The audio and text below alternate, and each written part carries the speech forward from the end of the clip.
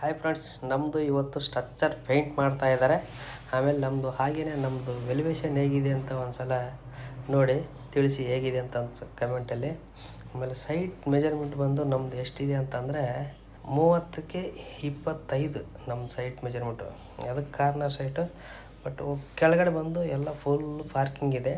ಒಂದೇ ಒಂದು ಟಾಯ್ಲೆಟ್ ಇದೆ ಕೆಳಗಡೆ, ಏನಿಲ್ಲ. ಆಮೇಲೆ ನೆಕ್ಸ್ಟ್ ಫಸ್ಟ್ ಫ್ಲೋರಿಗೆ ಹೋದರೆ ಅಲ್ಲಿನೂ ಏನಿಲ್ಲ, ಒಂದು ಮೇನ್ ವಾಸ್ಕಲ್ಲು ಹತ್ಕೊಂಡು ಹೋದರೆ ಒಳಗಡೆ ಹೋದರೆ ಒಂದು ಪೂಜಾ ರೂಮ್ ಸಿಗುತ್ತೆ. ಪೂಜಾ ರೂಮ್ ಬಿಟ್ಟರೆ ನೆಕ್ಸ್ಟು ಒಂದು ಕಿಚನ್, ಓಪನ್ ಕಿಚನ್ ಬರುತ್ತೆ. ಅಲ್ಲಿ ಒಂದು ಜನರಲ್ ಟಾಯ್ಲೆಟ್ ಬರುತ್ತೆ. ಅಷ್ಟು ಬಿಟ್ಟರೆ ಇನ್ನು ಒಂದು 25ಕ್ಕೆ ಒಂದು 18 ಅಡಿ ಪೂರ್ತಿನೇ ಹಾಲು. ನೆಕ್ಸ್ಟ್ ಹಾಗೆ ಮೇಲ್ಗಡೆ ಹೋದರೆ ಅಲ್ಲಿನೂ ಬಂದು 2 ಬೆಡ್ರೂಮ್ ಬರುತ್ತೆ ಅಷ್ಟೇ. ಪೂರ್ತಿನೇ 2 ಬೆಡ್ರೂಮ್.